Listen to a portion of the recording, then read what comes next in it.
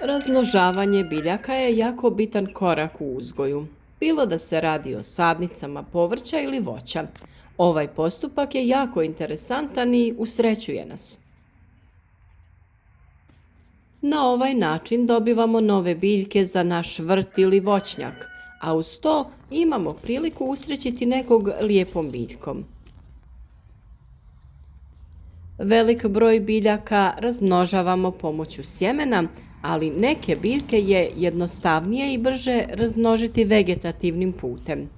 Za to se koriste reznice koje je potrebno na neki način ožiliti.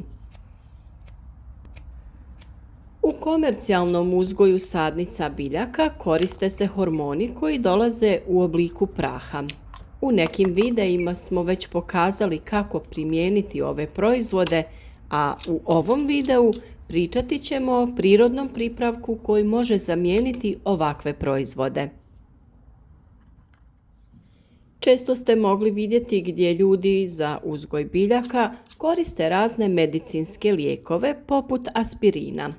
Objasniti ćemo koja tvar je sadržana u ovim proizvodima, a pomaže biljkama da se lakše razvijaju.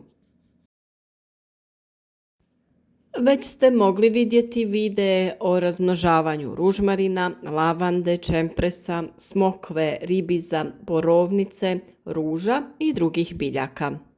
Za to nije potrebno neko preveliko iskustvo, ali trebate uraditi postupak u pravo vrijeme i rezultati će biti zadovoljavajući. Salicilna kiselina je aktivni sastojak aspirina, a nalazi se i u kori vrbe i mnogim drugim stablima. Biljke proizvode male količine salicilne kiseline kada su pod stresom i ta mala količina pomaže biljkama da se nose kada su pod napadom kukaca, bore se sa sušom, ne dobivaju dovoljno hranjivih sastojaka ili ih muči neko oboljenje.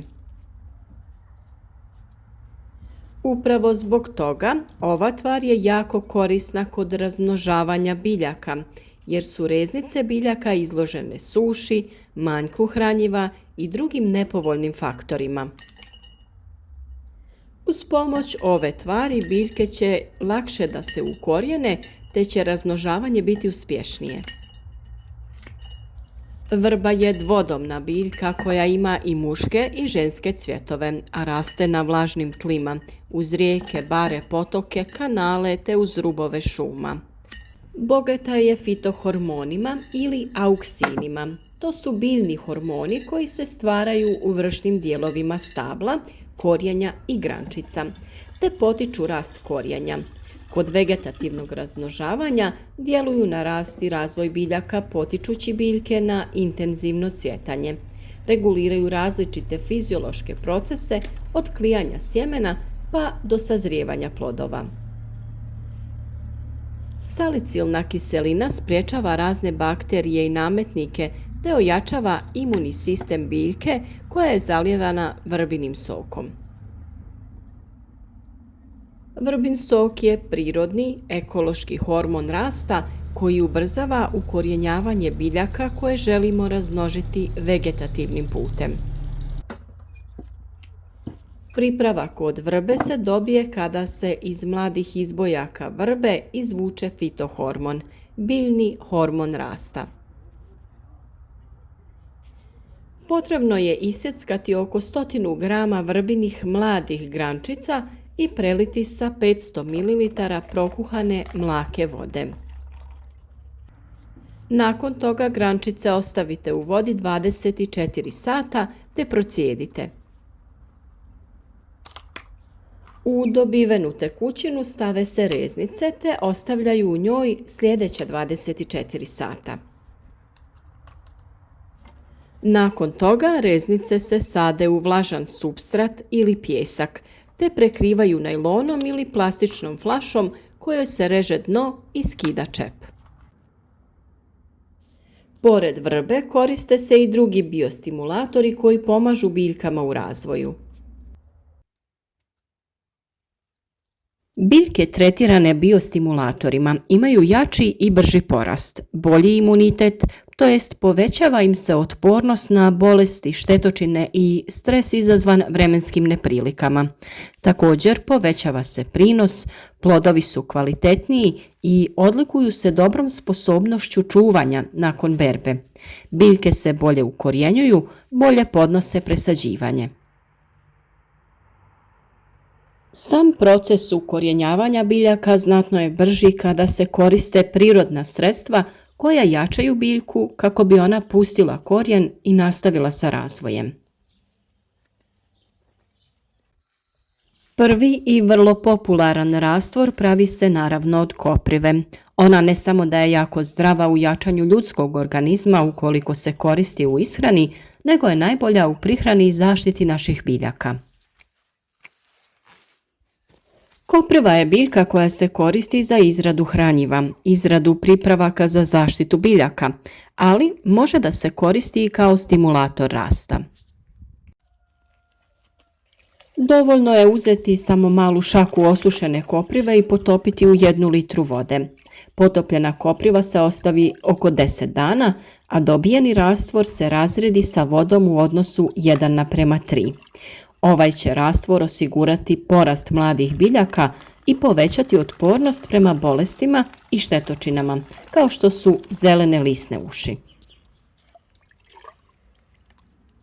O tome kako se kopriva koristi kao hranjivo i insekticid imate poseban video na našem kanalu, pa pogledajte detaljne upute kako se priprema i koji omjer se koristi. Jer vrlo je važno da se pravilno koristi, jer prevelike ili prejake količine mogu naštetiti biljkama. Drugi rastvor se priprema od meda. Med je neizostavan u jačanju imuniteta ljudi i sadrži mnogobrojne korisne elemente. Upravo zato idealan je za korištenje u jačanju naših biljaka. Jednostavna je priprema. U pola litre tople vode rastvorite pola kašičice pravog prirodnog meda. Za bolje ukorjenjavanje reznice držite u ovom rastvoru do 6 sati, dok se lučice i lukovice drže potopljene od 1 do 12 sati u zavisnosti od njihove veličine. Nakon potapanja nije potrebno ispiranje ili brisanje sadnog materijala. Kada se radi o drvenastim reznicama, njih možete lagano umočiti u med i stavljati u pripremljene rupe u zemlji, to jest u posudi sa supstratom, kako med ne bi spao prilikom utiskivanja sadnica u zemlju.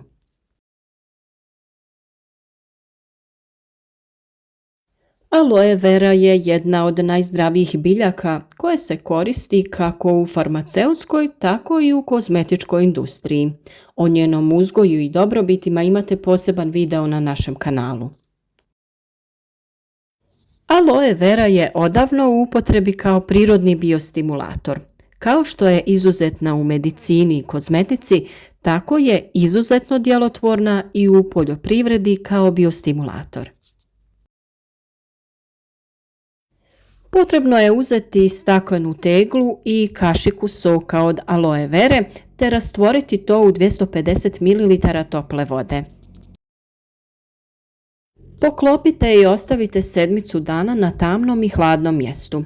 Nakon tog perioda sadržaj razrijedite sa vodom da ukupno dobijete 5 litara rastvora.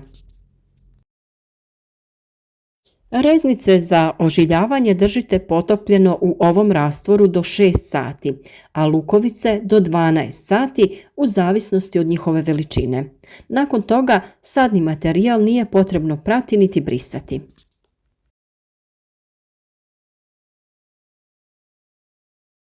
Još jedna korisna biljka kao biostimulator, ovog puta u obliku začina u prahu, jeste cimet. Naime, cimet je mnogo jeftiniji od hemijskog hormona za ukorjenjavanje koji prodaju u velikim trgovinama i jednako je učinkovit. Samo odrežite reznicu, a zatim nanesite cimet u prahu na rez prije nego što ju posadite. Kod ovakve upotrebe bilo kojeg biostimulatora koji je u praškastom stanju, bitno je da sa nekim pomagalom napravite prostor u koji ćete staviti reznicu, jer ukoliko bi ju utiskivali u zemlju, cimet bi spao i ne bi odradio svoju zadaću.